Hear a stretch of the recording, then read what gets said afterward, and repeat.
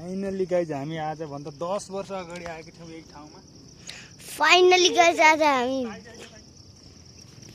10 वर्ष आएको बेला गुम्बा भाडु गुम्बा यही